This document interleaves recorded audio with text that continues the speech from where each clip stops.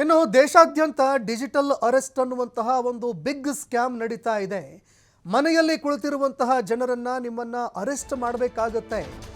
ನೀವು ಡಿಜಿಟಲ್ ಅರೆಸ್ಟ್ಗೆ ಒಳಗಾಗಿದ್ದೀರಾ, ನಿಮ್ಮ ವಿರುದ್ಧ FIR ದಾಖಲಾಗಿದೆ, ನೀವು ಏನೋ ಒಂದು ಅಪರಾಧ ಮಾಡಿದ್ದೀರಾ, ನೀವು ಮೋಸ ಮಾಡಿದ್ದೀರಾ ಒಬ್ಬರಿಗೆ, ಅಥವಾ ಯಾರ ಕಡೆಯಿಂದನೋ ಏನೋ ಒಂದು ನೀವು ಇಲ್ಲಿಗಲ್ ವಸ್ತುಗಳನ್ನು ಖರೀದಿ ಮಾಡಿದ್ದೀರಾ, ಅಥವಾ ನಿಮ್ಮ ಕಾರ್ಡ್ಗಳು ಮಿಸ್ಯೂಸ್ ಆಗಿದೆ.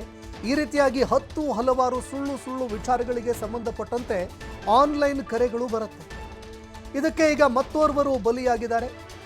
ಸೈಬರ್ ಕ್ರೈಮ್ ಪೊಲೀಸರು ತನಿಖೆ ಮಾಡುವಂತಹ ಸಂದರ್ಭದಲ್ಲಿ ಒಂದು ಸ್ಫೋಟಕ ಸತ್ಯ ಬೆಳಕಿಗೆ ಬಂದಿದೆ.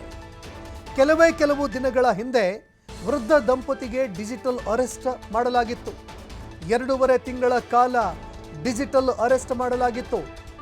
ಅಂದರೆ ಡಿಜಿಟಲ್ ಅರೆಸ್ಟ್ ಅಂದರೆ ಮೊಬೈಲ್ ಮೂಲಕ ನಿಮ್ಮನ್ನು ಅರೆಸ್ಟ್ ಮಾಡಬೇಕಾಗುತ್ತೆ ಅಂತ ಬೆದರಿಕೆ. ಈ ಬೆದರಿಕೆಗೆ ಸಹಜವಾಗಿ ವೃದ್ಧ ದಂಪತಿಗಳು ಬೇಸತ್ತು ಹೋಗಿದ್ರು, ಹೆದರಿದ್ರು ಕೂಡ, ಸಾಕಷ್ಟು ದುಡ್ಡು ಕೂಡ ಕೊಟ್ಟಿದ್ರು. ನೈಜೀರಿಯಾದಲ್ಲಿ ಇಂಜಿನಿಯರ್ ಆಗಿ ಕೆಲಸ ಮಾಡಿ ನಿವೃತ್ತಿಯಾಗಿದ್ರು.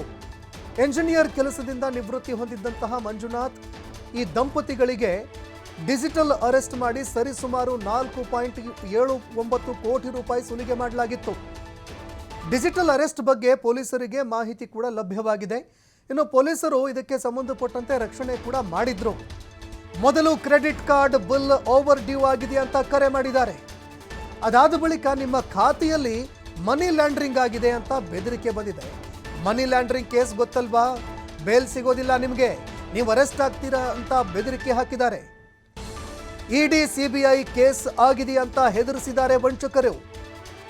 ತಿಹಾರ ಜೈಲಿಗೆ ನಿಮ್ಮನ್ನ ಹಾಕ್ತೀವಿ ಅಂತ ಒಂದು ನಕಲಿ ವಾರಂಟ್, ಫೇಕ್ ವಾರಂಟ್ ಕೂಡ ಕಳಿಸಿದ್ದಾರೆ. ಇದೇ ರೀತಿಯಾಗಿ ಮಾಡ್ತಾರೆ. ಮೊದಲಿಗೆ ನಿಮ್ಮ ಬಗ್ಗೆ ಎಲ್ಲ ದಾಖಲೆಗಳನ್ನು ಕಲೆ ಹಾಕಿರ್ತಾರೆ, ಸೋಷಿಯಲ್ ಮೀಡಿಯಾದಲ್ಲಿ ಫೋಟೋ ಹಾಕಿರ್ತೀರ, ಅಲ್ಲಿಂದ ಫೋಟೋ ತೆಗೆದುಕೊಳ್ತಾರೆ, ಅಥವಾ ವಾಟ್ಸಪ್ನಲ್ಲಿ ಫೋಟೋ ಇರುತ್ತೆ, ಅದೇ ಫೋಟೋ ಕಳಿಸಿ ಇದು ನೀವೇನಾ, ನಿಮ್ಮ ವಿರುದ್ಧ ED CBIಯಲ್ಲಿ ಒಂದು ಪ್ರಕರಣ ದಾಖಲಾಗಿದೆ ಅಂತ ವಾರಂಟ್ ಕಳಿಸ್ತಾರೆ. ದಂಪತಿಯಿಂದ ಹಂತವಾಗಿ 4.79 ಕೋಟಿ ಹಣ ಸುಲಿಗೆ ಮಾಡಿದ್ದಾರೆ. ದುಡ್ಡು ಕೊಟ್ಟರೆ ನಿಮ್ಮನ್ನು ನಾವು ಅರೆಸ್ಟ್ ಮಾಡೋದಿಲ್ಲ ಅಂತ ಹಂತವಾಗಿ ಹಣ ಸುಲಿಗೆ ಮಾಡಿದ್ದಾರೆ. ಈಶ್ವರ್ ಸಿಂಗ್, ನಾರಾಯಣ್ ಸಿಂಗ್ ಚೌಧರಿ ಖಾತೆಗೆ ಹಣ ಹೋಗಿತ್ತು ಅನ್ನುವಂತಹ ಮಾಹಿತಿಗಳು ಇದೀಗ ಸೈಬರ್ ಕ್ರೈಮ್ ಪೊಲೀಸರಿಗೆ ಮಾಹಿತಿಗಳು ಲಭ್ಯವಾಗ್ತಾ ಇದೆ. ಆಗ್ನೇಯ ವಿಭಾಗದ ಪೊಲೀಸರು ಇಬ್ಬರನ್ನ ಅರೆಸ್ಟ್ ಮಾಡಿದ್ದಾರೆ. ಇನ್ನು ತನಿಖೆ ವೇಳೆ ಆರೋಪಿಗಳಿಗೆ ಶ್ರೀಲಂಕಾದಲ್ಲಿ ಇದ್ದಂತಹ ಕ್ಯಾಸಿನೋ ನಂಟು ಕೂಡ ಪತ್ತೆಯಾಗಿದೆ. ಶ್ರೀಲಂಕಾದಲ್ಲಿ ಒಂದು ಕ್ಯಾಸಿನೋ ಇತ್ತು. ಈ ಕ್ಯಾಸಿನೋ ಜೊತೆಗೆ ಇವರಿಗೆ ನಂಟು ಇರುವಂಥದ್ದು ಕೂಡ ಪತ್ತೆಯಾಗಿದೆ. ಇಬ್ಬರಿಗೂ ಶ್ರೀಲಂಕಾದ ಕ್ಯಾಸಿನೋದಿಂದ ಹಣ ಬಂದಿದ್ದ ಬಗ್ಗೆ ಅಧಿಕಾರಿಗಳು ಮಾಹಿತಿ ಕಲೆ ಹಾಕಿದ್ದಾರೆ. ಆರೋಪಿಗಳು ಶ್ರೀಲಂಕಾಗೆ ಹೋಗಿ ಮಜಾ ಮಾಡ್ತಾ ಇದ್ರು ಈ ಹಣದಲ್ಲಿ ಅಂತ ಕೂಡ ಗೊತ್ತಾಗ್ತಾ ಇದೆ. ಅದಾದ ನಂತರ ಉಳಿದ ದುಡ್ಡು ಕ್ಯಾಸಿನೋದವರು ಹಾಕಿದ್ದಕ್ಕಾಗಿ ಮಾಹಿತಿ ವೇಳೆ ಇದೀಗ ಬಯಲಾಗ್ತಾ ಇದೆ. ತನಿಖೆ ವೇಳೆ ಕ್ಯಾಸಿನೋ ಹಾಗೂ ಸೈಬರ್ ವಂಚಕರು ಇಬ್ಬರು ಒಟ್ಟಿಗೆ ಇದ್ರು ಅನ್ನೋ ಮಾಹಿತಿಗಳು ಲಭ್ಯವಾಗ್ತಾ ಇದೆ. ಅಂದರೆ ಯಾವ ಕ್ಯಾಸಿನೋದವರಿದ್ರು ಅವರು ಸೈಬರ್ ವಂಚಕರು ಇವರು ಜೊತೆಗೆ ಇದ್ರು ಅನ್ನೋ ಮಾಹಿತಿಗಳು ಲಭ್ಯವಾಗ್ತಾ ಇದೆ. ಕ್ಯಾಸಿನೋದವನು ತಿಳಿಸಿದಂತಹ ಒಂದು ಖಾತೆಗೆ, ಅಂದರೆ ಆ ಕ್ಯಾಸಿನೋದ ವ್ಯಕ್ತಿ ಏನಿದ್ದಾನೆ ಆತ ಯಾರ ಖಾತೆ ನಂಬರ್ ಕೊಟ್ಟಿದ್ದ ಅಲ್ಲಿಗೆ ಹಣ ಹಾಕಿಸಿದ್ದಾರೆ. ಡಿಜಿಟಲ್ ಅರೆಸ್ಟ್ ಆಗಿರೋರಿಗೆ ಖಾತೆ ನಂಬರ್ ಕೊಟ್ಟು ಹಣ ವರ್ಗಾವಣೆ ಮಾಡಿಸ್ಕೊಂಡಿದ್ರು. ಹೋದ ತಿಂಗಳು ಒಂದು ಮಾಹಿತಿ ಬಂತು, ಈ ಥರ ಡಿಜಿಟಲ್ ಅರೆಸ್ಟ್ ನಡೀತಾ ಇದೆ ಅಂದ್ಕೊಂಡು. ಆ ಮಾಹಿತಿ ಮೇರೆಗೆ ಆ ಲೊಕೇಶನ್ ಎಲ್ಲ ಹುಡ್ಕೊಂಡು ಹೋದಾಗ ಮಂತ್ರಿ ಲೈಟ್ ಅಪಾರ್ಟ್ಮೆಂಟ್ಸು ನಮ್ಮ ಪಕ್ಕದ ಡಿವಿಷನ್ ಬರುತ್ತೆ. ಆದ್ರೂ ಅಲ್ಲಿ ಹೋಗಿ ಚೆಕ್ ಮಾಡಿ ನಾವು ಸ್ಟಾಫ್ ಎಲ್ಲ ಕಳಿಸಿದಾಗ ಓಲ್ಡ್ ಕಪಲ್ಸ್ ಇರ್ತಾರೆ. ಮಂಜುನಾಥ್ ಅಂದ್ಕೊಂಡು, ಈಸ್ ಆರ್ ರಿಟೈರ್ಡ್ ಇಂಜಿನಿಯರ್.